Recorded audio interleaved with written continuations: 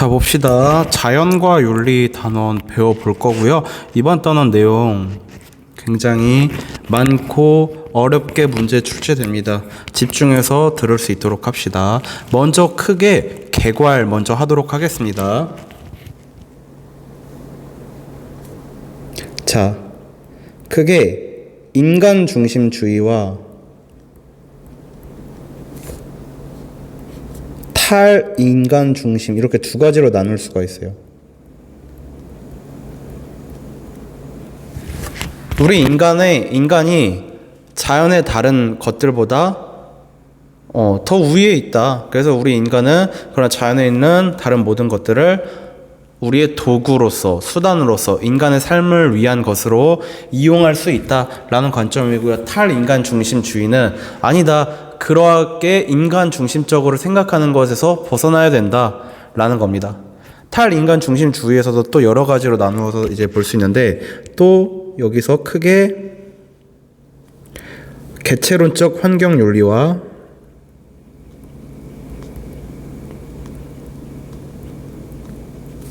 전체론적 환경윤리로 크게 두 개로 나누어서 살펴볼 수가 있습니다. 이거는 똑같은 게 전일주의적 환경윤리. 개체는 각각의 어떤 개별 생명체 하나의 개별체 하나하나, 그리고 전체는 이렇게 전체적인 그 집합의 전체적인 그 생태계를 뭉뚱그려서, 이 개체론적 환경윤리에 속해 있는 게 이제 동물 중심주의가 있고요. 그리고 생명 중심주의가 있습니다. 그리고 이 전율주의적 환경윤리에는 생태 중심주의가 있습니다. 자, 살펴볼게요. 일단은 앞에서 요나스 배웠을 때도 얘기했지만, 어떻게 도덕적으로 행위할 수 있는 그 도덕적 행위의 주체는 인간만입니다. 인간만이. 우리 인간에 대해서 어떻게 대해야 되는지, 인간과 인간 간의 관계에서 어떤 것이 바람직한지에 대해서 탐구하고 이야기한 게 인간 중심주의입니다. 거기에서 이제 탈인간 중심주의, 대상이 인간뿐만 아니라 이제 더 나아갑니다. 인간 말고 인간뿐만 아니라 동물과의 관계도 바람직한 관계를 생각해야 된다. 이것은 동물 중심주의. 그 다음에 여기서 더 확장이 돼서 인간과 동물뿐만 아니라 식물과 같은 기타 다른 생명체들과의 관계도 우리는 생각을 해야 된다. 그들을 도덕적으로 대우해야 된다. 그리고 인간, 동물, 식물, 이런 기타 생명체들 뿐만 아니라 생명체가 아닌 존재들, 무생물들, 예를 들어 흙, 물, 공기 등, 그리고 이런 것들이 토대로 하는 요 생태계 전체 와 인간 간의 관계를 또 생각을 해봐야 된다. 이들을 도덕적으로 대우해야 된다라는 것이 생태 중심주의입니다. 인간 중심주의 대표적인 학자 사상가 칸트, 동물 중심주의는 싱어와 레건, 생명 중심주의는 테일러, 그리고 생태 중심주의는 레오폴드가 여기에 속해 있습니다. 이렇게 5명의 사상가들을 주의 깊게 보고 또 추가적으로도 있으니 한번 보도록 할게요. 자, 도덕적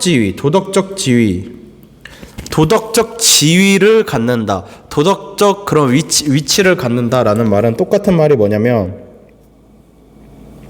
도덕적 존중, 고려, 배려,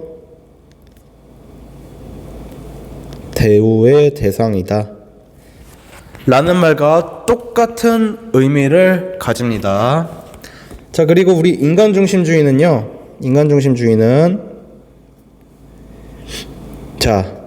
인간만이 도덕적 지위를 가져요. 인간만이 도덕적 지위. 그렇기 때문에 우리 인간을 위해, 인간의 삶을 개선하기 위해 뭐 동물을 실험한다든지 자연을 개발한다든지 이런 거는 다 인간 중심주의 입장에선 오케이 되는 것이고요. 또 만약에 그렇다고 해서 환경을 계속 파괴만 시키느냐, 또 인간을 위해, 인간의 삶의 개선을 위해 제도적 차원에서 오염 규제 강화 등 환경 보호 정책, 이거 인간 중심주의 입장에서 가능은 하다. 단 결국에 핵심은 인간을 위해서. 그렇기 때문에 동물이나 자연은 결국에 우리 인간의 삶을 위한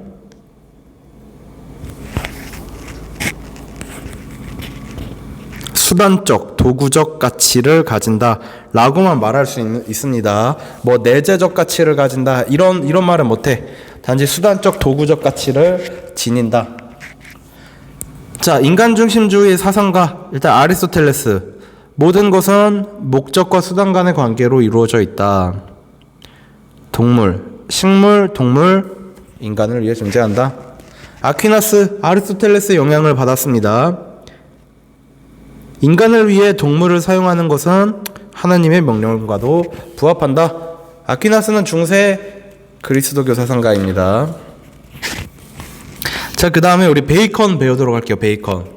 자, 지금 배울 우리 베이컨, 데카르트, 칸트 다 중세에서 근대로 넘어오던 시기에, 근대 시기의 사상가들입니다. 중세 시대는 만물의 근원을 신으로 여겼죠. 신을 믿는 것, 신의 명령에 따르는 것이 도덕적인 삶이었습니다. 근데 이제는 어떻게 되냐? 우리 인간들이 가진 이성을 바탕으로 그 자리를 과학기술이 대체하게 됩니다. 예전에 자연에서 뭐 여러 가지 막 천재지변이 일어나, 그럼 신이 분노하셨다. 지금은 과학기술의 발달로 인해서 근대 시기부터는 이러한 원인에 의해서 이러한 천재지변이 발생한 것이다. 이런 인과관계가 설명이 이제 가능해집니다. 우리의 이성을 중요시 여기던 때예요. 일단 베이컨 보도록 할게요. 베이컨 네 가지 우상이라고 나와있죠. 네 가지 우상. 자, 오른쪽에 이렇게 쓰세요. 전통적 옛날의 학문은, 중세시대까지 학문은 이런 우상으로 여기는 편견과 선입견으로 가득했다. 예를 들어 그 밑에 네 가지 있죠. 이 중에서 하나만 보면, 자, 종족의 우상 봅시다. 새가 이렇게 소리 내는 걸 보고 새가 노래하네 라고 생각하는 건 그건 완전 인간의 종족, 인간 중심적 관점입니다. 새가 뭐 배고프다고 할 수도 있고 슬퍼서 할 수도 있는데 그냥 모르고 인간, 우리 입장에서 그 듣기 좋다고 새가 노래하네, 이거 다 편견 선입견입니다. 그렇게 생각하는 그런 잘못된 편견과 선입견에 관련된 지난 전통적 학문이 그런 잘못된 것이었다 라고 비판을 하는 거죠.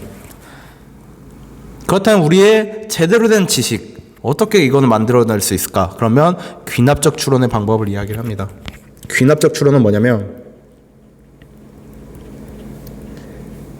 개별적 사례들을 관찰, 경험해요. 그로부터 일반적 원리를 추론해내는 겁니다. 예를 들어 이런 거죠. A 까마귀가 검은색이네 라고 하나의 그 개별적 그 까마귀의 어떤 색깔을 내가 시각으로 관찰, 경험했죠. 그리고 B도 보니까 B 까마귀도 검은색이야. 그리고 C 까마귀도 검은색이네. 이걸 보고 이제 추론을 해내는 거죠. 아, 모든 까마귀는 검은색이구나. 자, 이렇게 모든 까마귀는 검은색이다라는 지식을 생겨났어요. 귀납적 추론에 의해서. 근데 여기 과정에서 분명 관찰과 경험으로 만들어냈지만 이 과정에서 우리 이성적 추론 A, B, C 관찰하고 끝이 아니라 그럼으로써 우리가 생각하는 거죠. 자, 그러면 일반화하면 모든 까마귀는 검은색이겠네. 즉 관찰과 경험이지만 이 과정에서도 이성이 들어간다. 또 하나 오류 가능성이 있습니다. 왜냐하면 우리가 보지 못한 D 까마귀는 흰색일 가능성도 있죠. 아직 우리가 발견하지 못한. 그렇기 때문에 오류 가능성도 있다. 그러면서 이렇게 얘기합니다. 이런 식으로 이제 과학에 대해서 우리가 파악하면 파악할수록 우리가 지식을 갖는데 이게 우리 인간 삶을 개선하기 위한 힘이 된다 라고 얘기하며 아는 것이 힘이다. 자연의 원리를 알아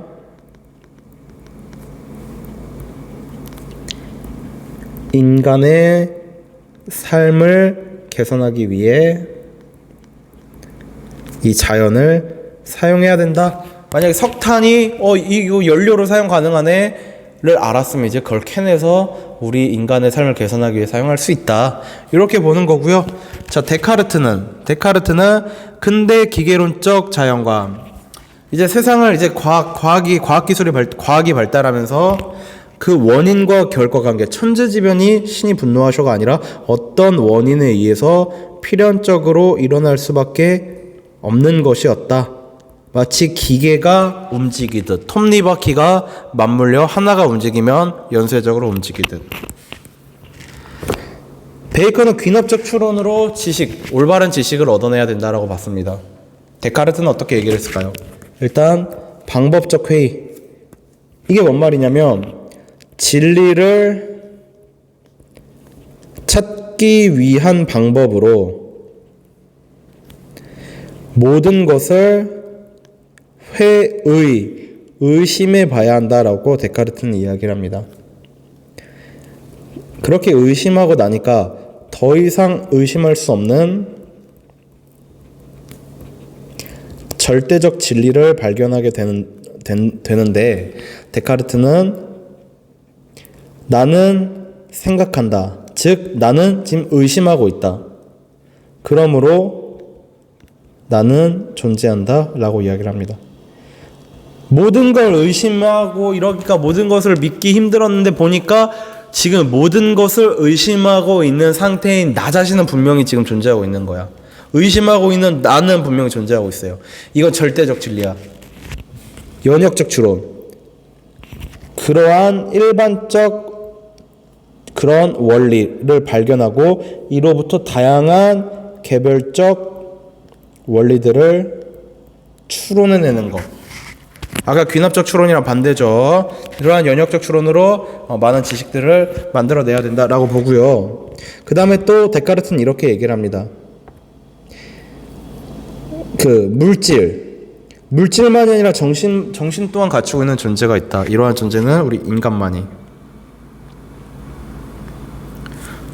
자, 동물과 자연은 어떻다? 동물과 자연은 이 물질, 신체, 육체는 지니는데 그 정신, 영혼을 지니지 않았다. 그렇기 때문에 의식 없는 자동기계일 뿐 톱니바퀴가 구르듯 그 기계가 그냥 돌아가듯 하는 존재일 뿐이다. 그러니까 우리는 정신을 지니고 있는, 영혼을 지니고 있는 우리 인간은 과학기술을 통해 동물과 자연을 파악하여 이용할 수 있다라고 데카르트는 주장을 합니다. 자, 그 다음에 인간중심주의 마지막 칸트입니다. 중요하죠. 칸트 자세히 볼 수 있도록 합시다. 이거 지난번에 배웠습니다. 우리 인간이 행위를 할 때 크게 자연적 경향성, 순간적인 충동, 욕구, 본능, 감정에 의해서 행동할 수도 있고 실천, 이성에 의해서 행동할 수도 있습니다.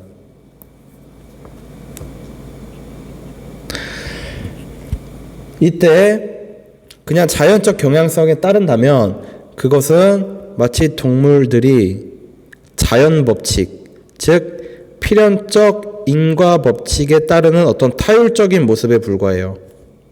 근데 우리 실천 이성에 따를 때는 어떠냐면 우리 이 동물은 자연적 경향성에만 따를 수밖에 없어요. 우리 인간은 자연적 경향성도 따를 수 있지만 실천 이성에도 따를 수 있어. 우리가 이성 능력을 발휘해서 즉 생각해서 스스로 세운 도덕 법칙에 스스로 따른다. 그렇기 때문에 인간은 자유로운 존재다라고 이야기를 하죠. 칸트는. 요약하자면 이러한 이성을 가진 존재 그리고 스스로 세운 도덕 법칙에 스스로 따르는 자율적 존재자인 우리 인간은 절대적 가치를 지닌 단지 수단으로서만 어떤 다른 같은 값어치에 따른 어떤 물건과 교환 가능한 그런 물건, 사물로 여겨져서는 안 되는 존엄한 존재이다. 목적으로 대우받아야 되는 존재이며 그렇기 때문에 우리 인간은 인격이라고 부를 수 있다. 그거 보죠. 그렇기 때문에 이런 인격으로 부를 수 있는 우리 인간들은 우리 자기 자신에 대해서 우리 인간은 인간에 대해서 어떻게 돼야 되냐? 도덕적으로 대우해야 됩니다. 도덕적 지위를 갖추고 있는 건 인간만이에요. 그래서 직접적 의무는 인간이 인간에 대해서만. 근데 신기한 게 자연에 대해서 간접적 의무라는 말을 써요. 지금 간접적 의무. 이게 뭘까? 도덕적 지위, 자연, 또 동물, 자연 다 도덕적 지위 없는데 왜 우리는 동물과 자연을 간접적으로 라도 좀 도덕적으로 대해야 될까? 도덕적 지위가 없는데도 불구하고 이들이 우리에게 도움을 준다면 감사해야 되고 함부로 폭력을 가해서는 안 되는가에 대한 답이 밑에 나와 있죠. 일단은 이성이 없는 존재라면 그러한 존재는 수단으로서의 상대적 가치만을 지닐 뿐이다. 절대적 가치를 지닌 존재가 아니다. 그렇기 때문에 사물 또는 물건이라고 부르고 우리 이성적 존재에 대해서만 이제 절대적 가치를 지닌 그런 목적적 존재, 인격이라고 부른다. 왜 우린 동물과 자연을 함부로 대하면 안 되고 감사할 줄 알아야 되느냐? 도덕적 지위가 없는데도 불구하고 그렇다면 동물과 자연을 폭력적으로 대한다면 우리의 도덕성을 약화시켜 인간 자기 자신, 즉 인간들에 대해서 우리 인간이 다른 인간들에 대해서 함부로 그렇게 거칠고 폭력적으로 대할 수도 있다. 그렇기 때문에 동물과 자연에 대해서 간접적 의무, 도덕적 지위는 없으나 도덕적으로 대해야 된다.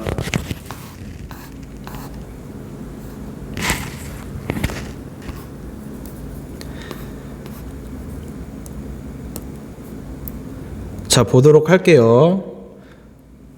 그 다음에 동물중심주의입니다. 동물중심주의는 이제 도덕적 지위가 인간만이 아니라 동물도 갖게 됩니다. 근데 중요한 거 뭐냐면 인간과 동일한 대우는 아니에요. 쌤 그러면은 인간에게 어떤 좀 도덕적으로 가중치 두지 않아요. 도덕적 지위는 마치 저울에 도덕 지위가 둘 다 있어도 저울이 이렇게 위아래 이렇게 상대적으로 조금씩 정도의 차이가 있지 않냐, 그런 거 절대 아니에요. 그냥 있으면 있고 없으면 없는 겁니다. 이 말은 근데 동일한 대우를 하지 말라는 건 뭔가요?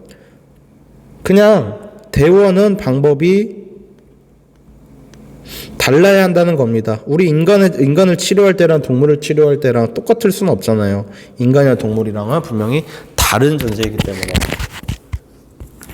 어쨌든 도덕적 지위를 갖고 있기 때문에 도덕적으로 대우해야 합니다. 방법은 다를지라도 동일하게 대우하진 않아도 그러니까 동일한 방법으로 똑같이 하진 않아도 어쨌든 도덕적으로 대해야 됩니다. 둘 다 그 각각의 존재에 맞게끔.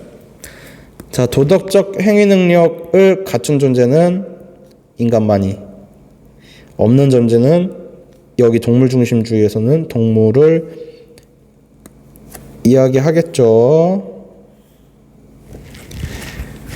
자, 좋습니다. 이런 동물 중심주의를 대표할 수 있는 사람, 벤담과 밀.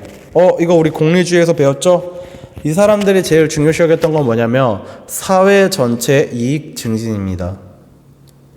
사회 전체 이익 증진, 엄밀히 말하면 사회는 개별 구성원들의 총합으로 이루어져 있을 뿐이죠. 그렇기 때문에 각각의 쾌락과 고통을 느낄 수 있는 존재들의 이익은 구체적으로 말하면 쾌락을 늘리고 고통을 줄이는 거죠. 즉 쾌락과 고통을 느낄 수 있는 존재들의 그 쾌락을 늘려주고 고통을 줄여주는 거죠. 그런 차원에서 이러한 제 문구가 벤담과 밀에서 있었고요. 자, 그 다음에 우리 싱어입니다. 자, 피터 싱어 봅시다. 피터 싱어도 공리주의자예요.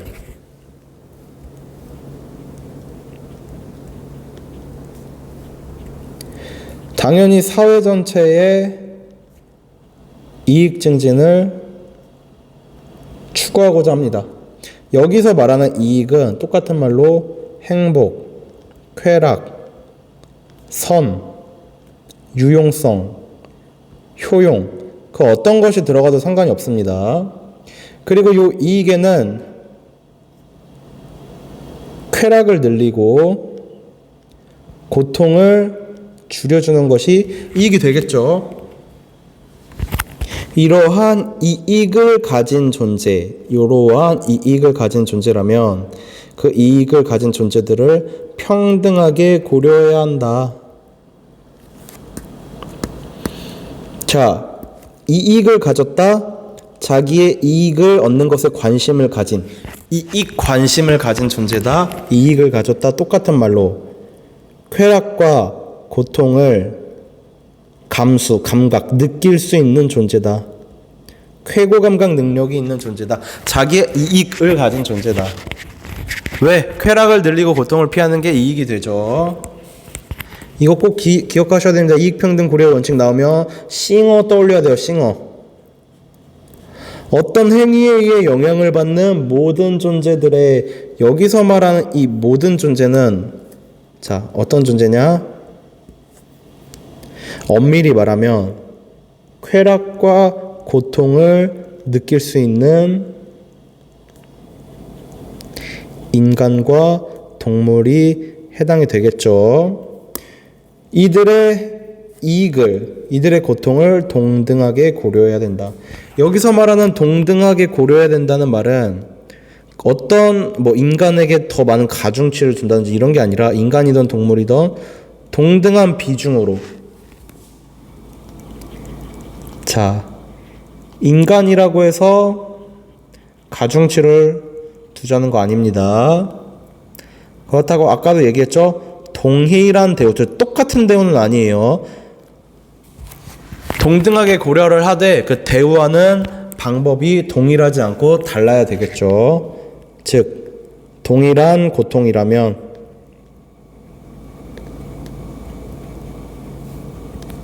동일하게 인간이든 동물이든 고려해야 된다. 그래서 그 각각의 존재에 맞는 대우 방법은 달라야겠지만 어쨌든 도덕적으로 대우해야 된다. 요 이익, 똑같은 말, 쾌고 감각 능력을 지니고 있느냐 아니냐, 그게 핵심이 된다고 했죠. 자, 그 다음에 종차별주의 반대. 자, 이거는 뭐냐면 옛날 보세요, 여러분들. 옛날에 인종차별이 있었다가 시간이 흘러서 인종차별, 또 성차별, 인종과 성별이 다르다고 해서 차별하면 안 된다. 이런 건 지금은 당연한 거죠. 마찬가지로 지능이 다르다, 능력이 다르다, 그래서 그걸 차별로 이어지면 안 되죠. 마찬가지로 종이 달라요. 인류가 아니에요. 그렇다고 해서 차별한다? 그것은 싱어가 봤을 때 정당화될 수 없다. 물론 여기에 해당하는 건 쾌고 감각 능력을 지닌 동물에 해당되겠죠. 동물 실험은 기본적으로 반대를 하지만 공리주의적 관점에서 동물 실험에 이익이 아주 크다면 예외적으로 허용하는 경우도 있다 라고 나와 있죠. 예를 들어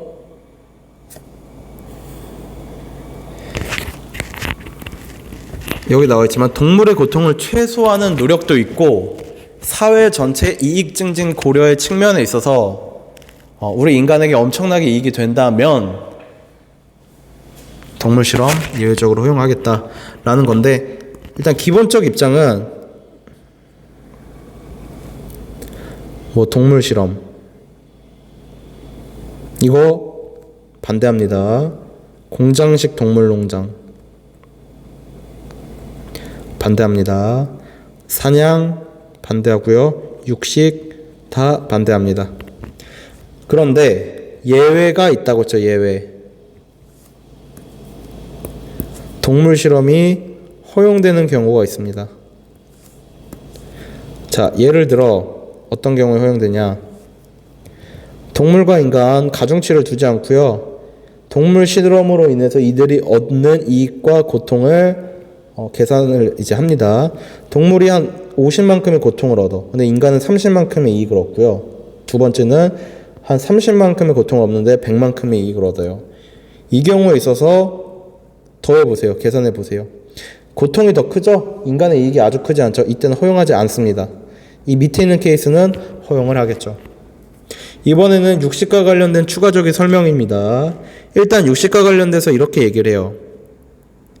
자, 인간의 이익과 동물의 이익이 걸려있다고 해보자. 육식에는 인간의 이익은 뭐 맛을 얻을 수 있겠죠. 동물의 이익은. 근데 생명이 걸려있는 겁니다. 뭐가 더 크냐라고 해서 당연히 생명이 더 크죠. 그렇기 때문에 우리는 육식을 하기보다는 채식을 해야 된다라고 싱어는 주장을 하게 되는 겁니다. 물론 예외적인 케이스가 있어요. 또 육식을 해도 되는 예외적인 케이스. 먹을 게 아무것도 없는 상황이야. 이때 우리는 육식 가능하냐라고 봤을 때 이렇게 구체적으로 또 나누어서 설명을 합니다. 동물은 또 크게 두 가지로 나누어서 살펴볼 수가 있는데, 일단 단지 의식만을 가진 존재와 그리고 단지 의식만을 가진 존재일 뿐만 아니라 자기의 합리적이고 즉 이성적이고 자의식을 가진 존재, 이때 두 번째를 인격체라고 부른다고 합니다. 단지 의식만을 가진 존재는 여기에서 쾌고 감각 능력을 지녔다, 쾌락과 고통을 느낄 수 있는 존재다 라는 말이고요. 이 밑에는요, 쾌고는 감각 능력을 지녔을 뿐만 아니라 우리 이성을 통해 스스로를 과거를 기억하고 또 미래를 계획하면서 살아가는 인격체의 존재다라고 봅니다. 여기 인격체에 해당하는 것이 우리 인간뿐만 아니라 원숭이나 침팬지도 인격체에 해당이 됩니다. 자, 여기에서 이 아래에 있는 동물과 위에 있는 동물의 생존이 걸려 있을 때 무엇이 우선되어야 되냐? 요 아래가 우선되어야 된다. 왜냐하면 죽었을 경우에 단지 의식만을 가진 존재는 죽음에 있어서 이 쾌고 감각 능력, 고통을 느낄 뿐이지만 이 밑에 있는 존재는 이 쾌고 감각 능력 하의 고통뿐만 아니라 미래의 자신의 삶의 계획마저 다 좌절되는 경험, 고통이 훨씬 더 크다. 이렇게 공리주의적 관점에서 사회 전체의 이익의 관점에서 그 일어날 결과를 고려를 합니다. 싱어는요. 자, 지금까지 엄밀하게 말하면 도덕적 지위를 가진 존재는 어떤 존재다? 싱어, 쾌고 감각 능력을 지닌 인간과 동물. 자, 그 다음에 레건입니다. 레건은 의무론의 관점에서 동물 권리론을 주장을 하는데요. 의무론 하면 우리가 떠올려야 되는 사상가 칸트입니다. 즉 좋음과 옳음을 구분을 하는 입장과 구분을 하지 않는 입장이 있는데, 의무론은 좋음과 옳음을 구분하는 입장이에요. 자, 좋음은 뭐죠? 좋음은 좋은 결과를, 사회 전체에 이익을 가져오는 그 좋은 결과를 가져다 주는 것을 좋다고 하고요. 좋음과 옳음이 구분되지 않으면요, 그렇게 사회 전체에 좋은 결과를 가져다 주는 좋은 것을 옳다라고 이야기를 합니다. 근데 이 경우 문제가 있어요. 뭐냐면 다수를 위한 소수의 희생이 정당화될 수도 있습니다. 왜? 사회 전체로 봤을 때는 다수, 좋은 결과를 가져다 주니까. 근데 좋음과 옳음을 구분하는 의무론의 입장에서는 아무리 그렇게 사회 전체 좋은 결과를 가져다 준다고 해서 저버려서는 안 될 그 자체로 옳은 것들, 정의로운 것들, 우리가 의무로서 따라야 하는 것들이 존재한다라고 봅니다. 레건이 봤을 때는요, 동물을 존중하여 대우하는 것이 그러한 의무론의 입장에서 정의에 따른 행동이라고 이야기를 합니다. 자, 그리고 그렇다면 도덕적 지위를 가진 동물은 어떤 존재일까라고 했을 때 정확하게는 이렇게 얘기를 해요. 삶의 주체에 해당하는 동물을 이야기를 합니다. 이 삶의 주체에 해당하는 동물은요, 정신적으로 정상적인 1살 이상의 포유동물이 이 삶의 주체에 해당되는데, 밑에 삶의 주체에 대한 설명이 쭉 나와 있어요. 단순히 의식이 있는 그 이상을 의미한다. 삶의 주체는 쭉 나와 있죠. 즐거움과 고통을 느낄 수 있는 능력, 그리고 쪼쪼쪼 요런 존재들의 삶의 주체다. 삶의 주체로서 내재적 가치를 지닌다. 여기서 우리가 알아야 될 거, 그렇게 싱어가 강조했던 쾌고 감각 능력도 레건이 말하는 삶의 주체가 가지는 능력들의 하나의 부분에 불과합니다. 이 안에 부분으로서 들어가고요. 이런 삶의 주체의 동물은 인간의 이해관계에는 무관한, 인간에게 이익이 되든 이익이 되지 않든 그런 인간의 이해관계에는 무관한 고유한 내재적 가치, 도덕적 권리를 지닌다라고 얘기합니다. 자, 도덕적 지위를 가진다, 내재적 가치를 가진다, 도덕적 권리를 가진다. 이거 전부 다 마치 저울에 올려놓는 그 정도의 차이 아니라고 얘기했어요.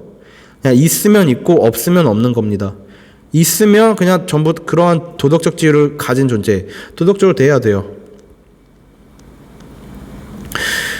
요 내재적 가치와 관련돼서 이제 설명을 조금 더 해줄 텐데, 자, 왼쪽 보세요. 이 도덕적 지위를 가진 존재가 도대체 어떤 존재들이냐. 우리 같은 의무론이지만 칸트는 누구라고 하죠? 이성을 가진 존재라고 이야기하죠. 기준이 이성입니다.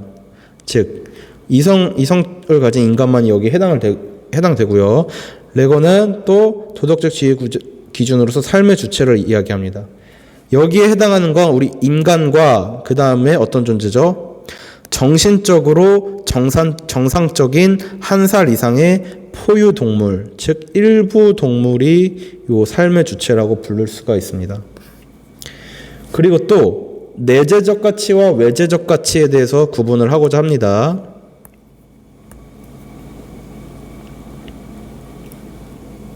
자, 외재적 가치는요, 똑같은 말로 도구적 가치, 수단적 가치라고 합니다.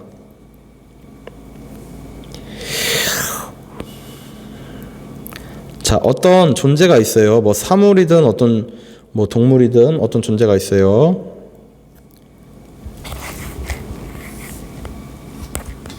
예를 들어서 우리 인간이 이러한 존재에 대해서 우리 이해관계에 따라서 가치평가를 내려요. 우리 인간을 위해서 이게 쓸모 있느냐 없느냐, 요렇게 그 존재의 가치가 있다 없다가 그 존재 바깥에 있는 무언가가, 즉 인간이 이 가치 있다 없다, 즉 도구나 수단으로서 가치 있다 없다라고 평가의 대상이 된다면 그때는 그 존재는 외재적 가치를 지닌다, 도구적 가치, 수단적 가치를 지닌다고 얘기를 하는데, 그것과 다르게 이제 분리가 돼요. 이제 분리가 돼서 인간이 어떤 가치 평가를 내리는 것과 상관없이 그냥 그 존재 그 자체가 가치를 지닐 때, 그때의 그 존재에 대해서 내재적 가치를 지닌다, 본래적 가치를 지닌다 라고 이야기한다라고 생각을 하시면 됩니다. 자, 이제 그 다음 또 주제로 넘어갈게요. 자, 도덕행위자. 인간만이 도덕행위자라고 부를 수 있다고 얘기했죠. 토덕 무능력자. 여기서 우리가 고려하는 대상은 동물이겠죠. 엄밀히 말하면 삶의 주체인 일부 동물. 도덕적 행위 능력과 무관하게 인간과 일부 동물은 도덕적 권리, 도덕적 지위, 내재적 가치를 지닌다. 즉, 동물은 서로를 잡아먹어도 이거 잘못된 행동이다라고 비난할 수 없다라고 레거는 이야기를 해요. 자, 왜냐하면 도덕적 사고 능력, 도덕적으로 사고할 수 있는 능력이 동물에겐 없어요. 그렇기 때문에 도덕적으로 책임을 질 수 있는 능력도 없다라고 봅니다. 이러한 입장은요, 레건과 싱어, 그리고 우리가 배우는 이 자연과 윤리에서 배우는 사상가들에게 공통적인 내용이다라고 생각하셔도 무방합니다. 그리고 또 하나 레거는 생태 중심주의를 비판합니다. 레오폴드 하면 생태 중심주의를 대표하는 사상가죠. 왜 비판하냐? 그거 환경 파시즘이다. 생태계 전체를 위해서 개별 생명체의 희생을 정당화할 수 있는 그런 잘못된 것일 수 있다. 물론 여기에서 말하는 이 개별 생명체는 도덕적 지위가 있는 인간과 일부 동물에 대해서만 이야기하겠죠. 도덕적 지위가 없으면 이런 어떤 도덕적인 고려의 대상이 되지 않아요, 여러분. 자, 여기까지 고생하셨고, 자, 그 다음으로 넘어가서 생명중심주의에 대해서 배워보도록 하겠습니다. 생명중심주의는요, 도덕적 지위가 이제 더 확장돼요. 인간, 동물 뿐만 아니라 식물, 기타 생명체들을 포함한다 라고 봅니다. 그러면서 도덕적 지위의 기준은 감각과 의식이 아니라 생명이다 라고 보죠. 여기에서 감각과 의식을 가진 존재는 어떤 것에 해당할까요? 라고 하면 인간과 동물이 여기에 해당되겠죠. 근데 이뿐만 아니라 식물, 기타 생명체도 도덕적 지위가 있다라고 보는 동물 중심주의인데, 자, 슈바이처 먼저 봅시다. 요새 좀 안 나오는데 오른쪽에 쓰세요. 뭐라고 쓰냐면 모기조차 살려 내보내려 했던 슈바이처. 야, 모기조차도 살려서 이렇게 내보내려고 했대요. 대단한 사람이네요. 자, 모든 생명은 생명의 의지를 지닌 신성한 것이다. 모든 생명은 생명의 의지를 지녔다. 즉, 자신의 생명을 보존하려는 의지를 지닌 신성한 존재들이다.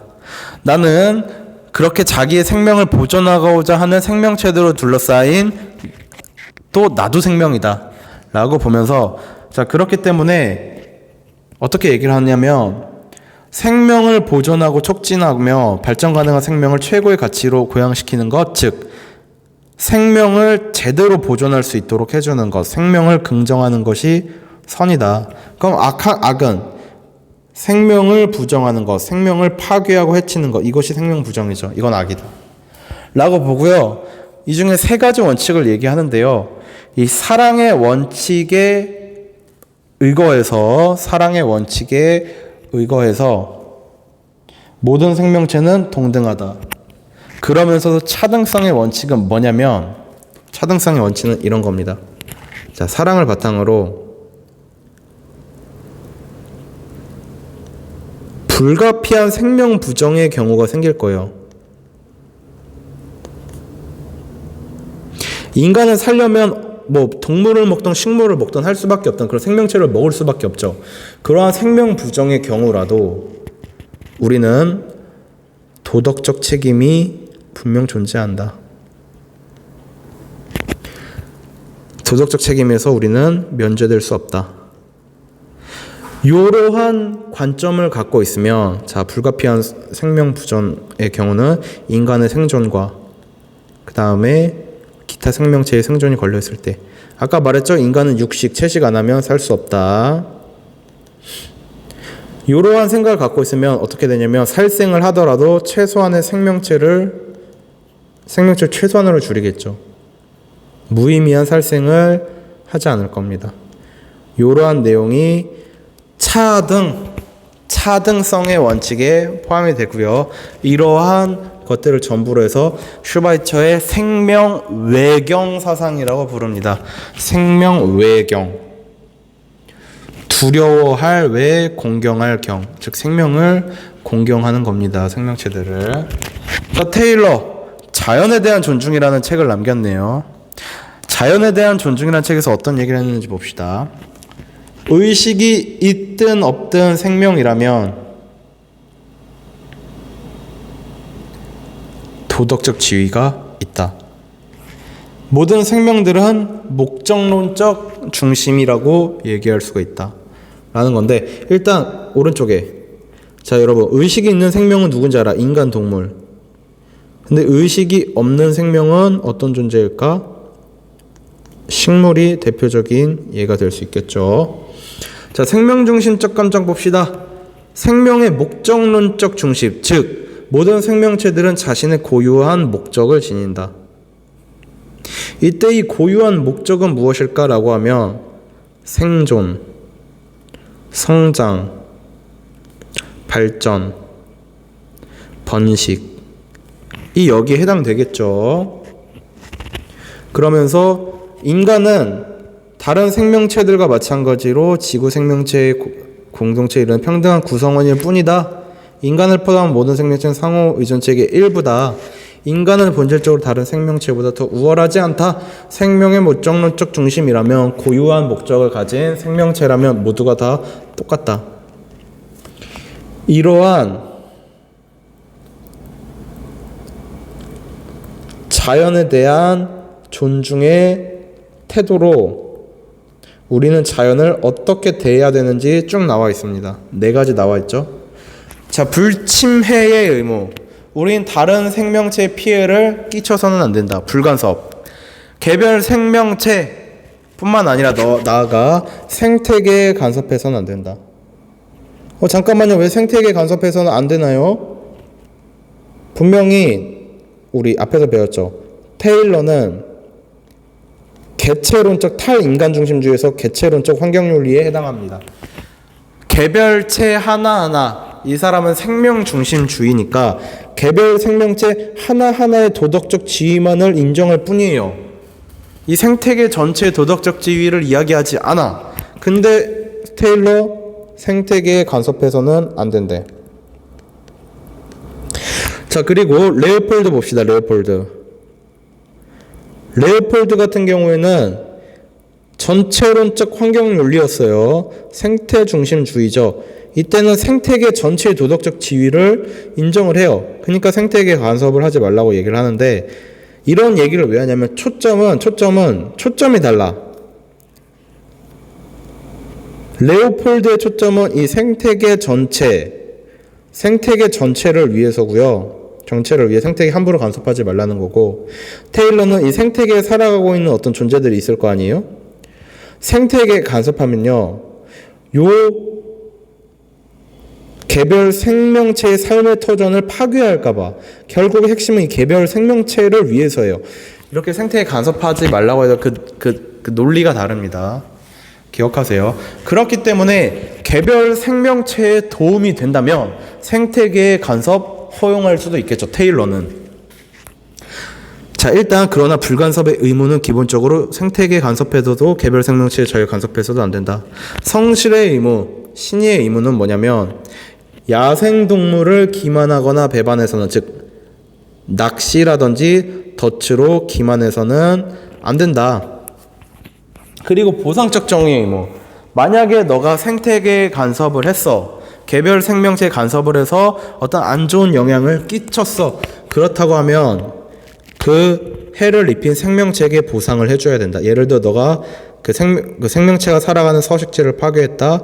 그렇다면 그 서식지 다시 되돌리려고 노력해야 된다. 그 얘기를 해요. 근데 또 우선성의 원칙 문제가 있죠. 테일러도 마찬가지야. 인간은 동물, 식물, 생명체를 먹지 않으면 우리 인간이 죽어요. 그렇기 때문에 우리 인간과 기타 개별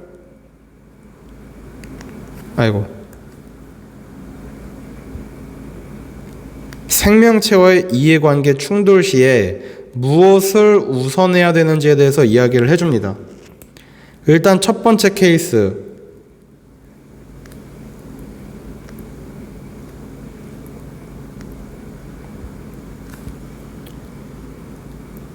인간의 기본적 이해관계와 동물의 기본적 이해관계가 충돌할 경우에, 즉 둘 다 생존이 걸려 있어요.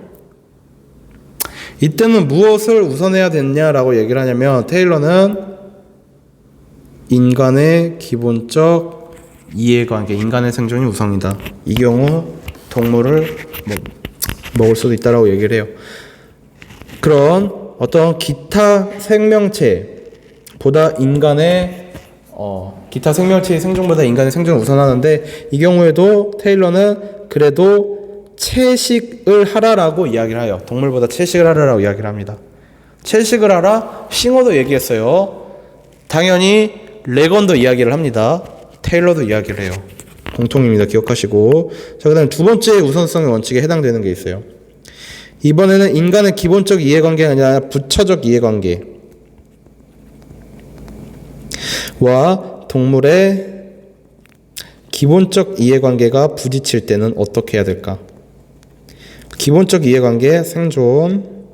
부차적 이해관계, 생존은 아니고 그냥 동물 가죽으로 만든 어떤 가방, 이런 인간의 어떤 삶을 위해서 부차적으로 필요한 것들 있죠. 생존까지는 아닌데, 이런 것에 대해서 뭐가 우선이 돼야 된다? 당연히 이게 우선이 돼야 되죠. 반대로. 자, 우리 테일러, 지금 슈바이처랑 테일러의 생명중심주의에 대해서 공부를 했습니다. 인간중심주의 배웠죠. 칸트 배웠습니다. 그 다음에 탈인간중심주의의 개체론적 환경윤리에서 그 중에서 동물중심주의 싱어와 레건을 배웠고요. 그 다음에 이 생명중심주의 슈바이처와 테일러를 배웠습니다. 자, 이번에는 탈인간중심 중에서도 전체론적 전일주의적 환경윤리에서 생태중심주의에 해당하는 이 레오폴드에 대해서 배워보도록 할 겁니다.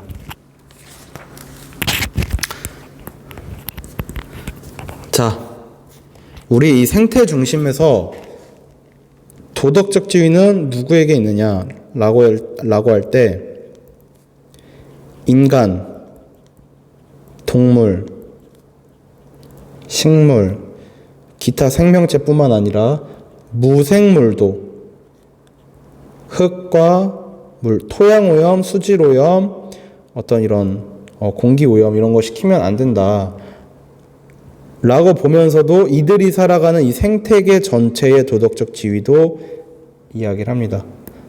즉 생명체 개체뿐만 아니라 무생물도 그리고 생태계 전체에도 도덕적 지위가 있다라고 봅니다. 그렇기 때문에 이렇게 얘기를 하죠. 생태계 안에 존재하는 나무 같은 어떤 생명체, 동물뿐만 아니라 무생물도 들어가고 생태계 그 자체로 가치가 있다. 그 자체로 가치가 있다. 내재적 가치가 있다. 생태계도 있고 그 안에서 살아가는 나무나 동물들도 있고. 자, 여기에 종이라는 표현은 나오는데 종이라는 건 개별 생명체가 아니라 우리 인류 같은 종을 얘기하는 거예요. 군집단이에요. 군집단이. 파충류 이런 종, 군집단위를 이야기를 하는 거고요. 그렇기 때문에 개체론적 환경윤리에 해당되는 것들은 종의 도덕적 지위를 이야기하지 않겠죠. 생태중심주의가 이야기를 할 겁니다. 자, 그림으로 나타내면 이렇게 될 것 같아요.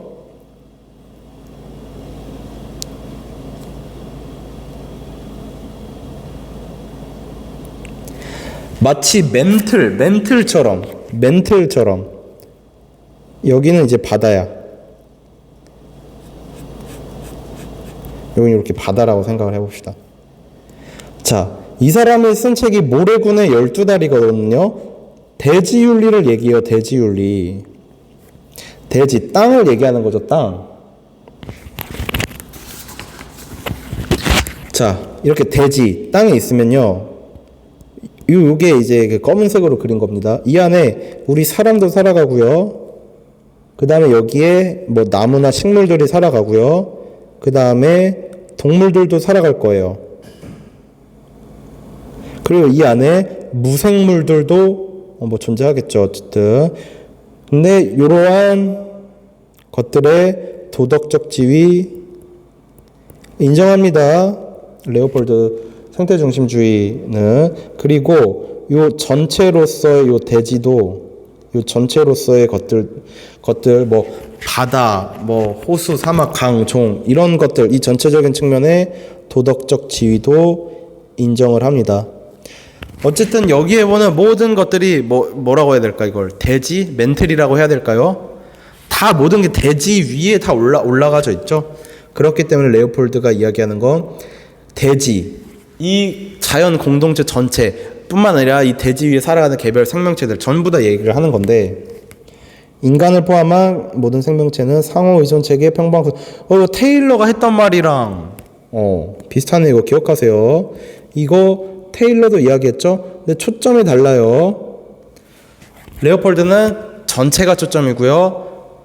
테일러는 그 안에 살아가는 개체가 초점이 되겠죠. 그렇기 때문에 균형 잡힌 먹이 사슬의 구조를 파괴하지 않도록 조심을 해야 된다. 우리 인간들은 균형 잡힌 먹이 사슬의 구조를 대지 피라미드, 생명 피라미드라고 표현을 하기도 합니다. 그러면서도 그러한 균형 잡힌 먹이 사슬의 구조, 그 생명 공동체의 온전함, 안정성, 아름다움을 보존한다면 옳고, 보존하지 못한다면, 즉 파괴한다면 그것은 그른 것이다 라고 이야기를 하고요. 또 하나, 자연물을 인간을 위한 자원으로 사용할 수 있다 라고 이야기하기는 해요. 이거 기억하셔야 됩니다. 인간을 위한 경제적 자원으로 사용할 수는 있는데, 그런데 경제적 관점으로만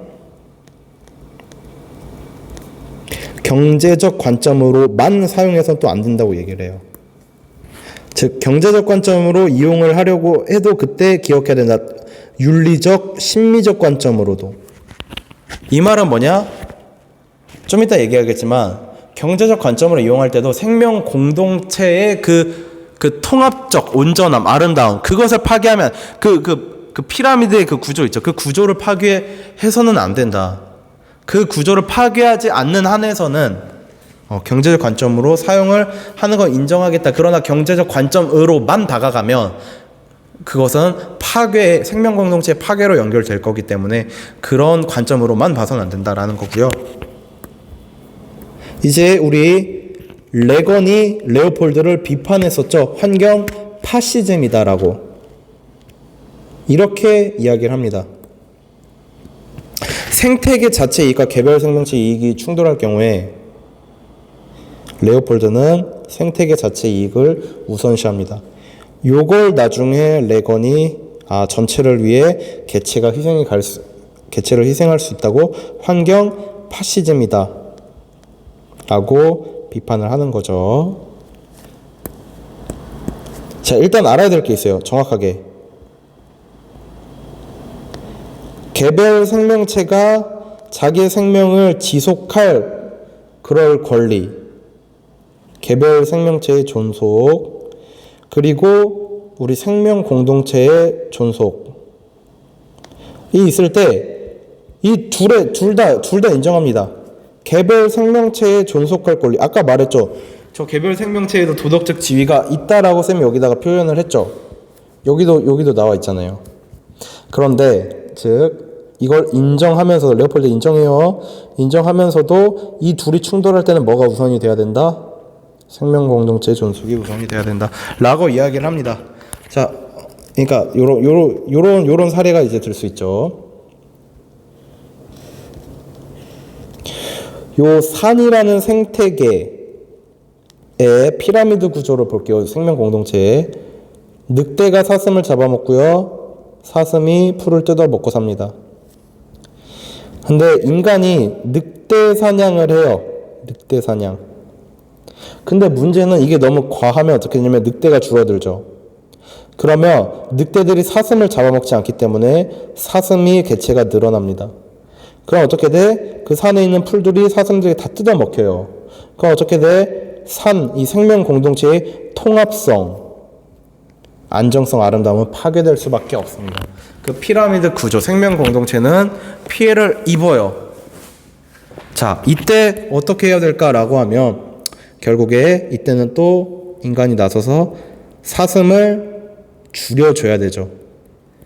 개체 조절을 위한 사냥 허용될 수도 있을 겁니다. 다만 뭘 위해서? 다시 그 산의 밸런스를 맞춰주기 위해서. 그 피라미드 구조의 밸런스, 생명 공동체의 온전한 안정성, 아름다움을 살리기 위해서. 자, 원전 봅시다. 아직까지 인간과 돼지 또는 그 위에 살아가는 동식물들과의 관계를 다루는 윤리는 없었다. 본인이 만든 돼지윤리가 이제 해당되겠죠. 지금까지 어땠냐면 인간과 인간의 윤리가 존재를 했다가 이것이 두 번째 단계, 인간과 사회간의 관계까지 나아간 게 그 레오폴드가 봤을 때 본인의 살던 시점까지의 윤리야. 앞으로 필요한 건 세 번째 단계인 인간과 자연환경. 본인이 돼지라고 얘기하는 이 자연환경과의 어떤 윤리적 관계도 이제 생각을 해야 된다 라고 레오폴드는 이야기하면서 돼지윤리를 주장을 합니다. 자, 그 다음에 밑에 있는 거 이거 기억하세요. 이거 읽어봅시다. 커다란 참나무의 죽음 그 자체는 슬프지만 넓은 시각에서 한번 생각을 해봐야 된다. 인간을 포함해 모든 살아있는 것은 생태 공동체의 구성원이다. 참나무는 비록 땔감으로 사용되지만 생태 공동체의 구성원으로 존중되어야 된다. 자, 참나무는 땔감으로 사용되어 땔감으로 즉 경제적 자원으로 사용이 됩니다. 그런데 경제적 자원으로 사용되는 것이 왜 나쁜 것이 아닐 수 있느냐? 경제적 자원으로만 생각하면 안 되지만 경제적 자원으로 생각할 수 있다고 얘기를 했죠. 봅시다. 계속. 한 그루의 참나무가 죽고 다른 종들은 그것을 소비함으로써 혜택을 얻는다.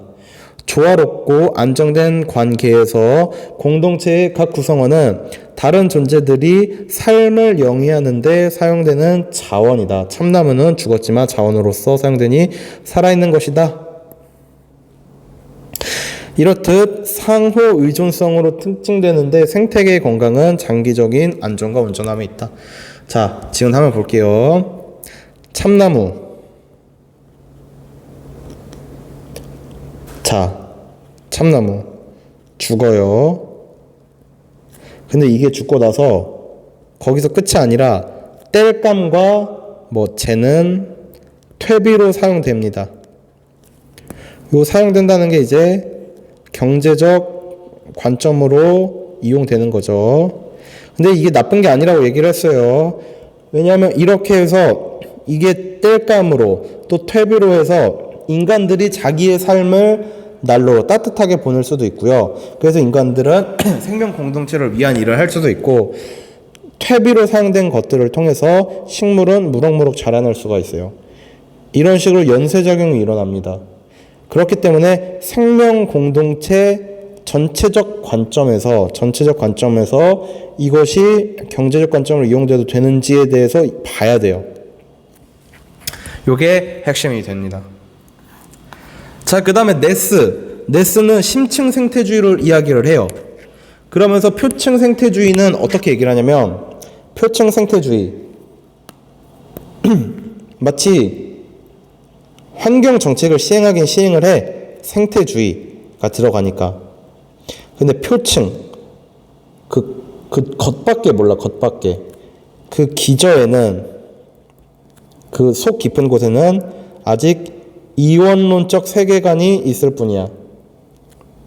이원론적 자연관. 즉 이 말은 뭐냐? 인간과 자연을 이원론 둘로 나누고요. 인간이 자연을 이용하는 어떤 수단, 도구로서 보는 건데, 이게 인간 중심주의에서도 인간의 삶을 위해, 우리도 이 공기 나쁘면 얼마나 이게 목도 아프고 힘들어요. 그러니까 인간의 삶을 위해 환경보호정책 실시 가능하다라고 봤죠. 그 인간 중심주의 관점에서 환경보호정책이 여기 표층 생태주의와 연결이 됩니다. 근데 네스는 이 표층 생태주의가 아니라 심층 생태주의를 이야기하죠. 그러면서도 이 두 가지를 생각하라고 얘기를 합니다. 큰 자아의 실현과 생명 중심적 평등. 큰 자아는 뭐냐면 너와 나가 아니야. 이러면 이원론적, 너와 나라고 되면 이원론적 자연관이랑 똑같은 게 돼버리죠. 우리 안에 나라고 생각하는 겁니다. 큰 자아, 우리 안에 나. 생명 공동체의 평등한 구성원으로서 우리 함께, 이런 관점이고요. 생명 중심적 평등은 뭐냐? 자, 여기에 모든 생명을 동등하게 대우해야 된다라고 나와 있죠. 여기에 해당하는 모든 생명이 뭐냐면 무생물까지 포함하여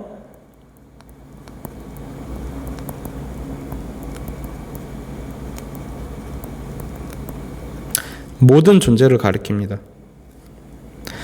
엄밀히 말하면 모든 생명이라기보다 생명중심 평등이라고 하지만 모든 존재라고 표현하는 게 더 정확할 것 같은데, 즉 생명이 있는 존재와 생명이 없는 무생물, 그러한 존재도 모두 다 포함을 합니다. 자, 여기까지 봤으면 쌤이 여기에서 테일러가 좀 어려웠을 것 같아요. 그래서 여러분들 테일러 부분 좀 읽어볼 거리를 쌤이 들고 왔는데, 자, 자연에 대한 존중의 태도, 이거 보면 이제 테일러 떠올리시면 됩니다. 그 생명의 무정론적 중심 말고도 물론 더 읽어봐야 되겠죠. 문제 풀 때 여러 가지 힌트들을 주니까. 자, 먼저 불침해의 의무는 생명체 개체들의 함부로 피해를 끼쳐서는 안 되는 것이다. 이러한 의무는 도덕 행위자들에게만, 즉 인간들에게만 적용된다. 도덕적 행위자, 이거 인간만이죠, 인간. 자, 그 다음에 불간섭의 의무는 개별 생명체의 자유에 또 생명 공동체에 간섭하지 말 것이 요구된다. 자연 생태계를 조정, 통제, 변경하거나 관리하려고 그 기능의 정상적인 기능에 간섭하지 말 것을 요구한다. 왜? 생명 공동체 건드리면 그 안에서 살아가는 개별 생명체에 영향을 끼칠 수 있기 때문에, 안 좋은 영향을. 자, 성실의 의무는 야생동물에게만 적용된다. 자연 존중은 우리가 야생동물을 기반하거나 배반하지 말 것을 얘기한다. 그래서 총사냥, 낚시, 덧사냥 이거 하지 말라고 얘기한다. 자, 보상적 정의의 의무는 다른 생물체에게 피해를 끼치는 인간은 그 생물체에게 보상해 줄 것을 요구한다. 그래서 우리가 만약 동물의 서식지를 파괴한다면 복원시킬 것을 요구한다. 자, 나와 있습니다. 간섭하지 말지만 만약에 생명 공동체 개체를 위해서 생명 공동체 간섭 꼭 필요하다면 테일러는 오케이를 할 겁니다. 근데 생명 공동체에 간섭을 했는데 그것이 안 좋은 영향을 준다, 부정적 영향을 준다, 다시 되돌려 놓고 복원하려고 해야 된다라고 테일러는 바라봅니다. 자, 여기까지. 자, 고생하셨습니다.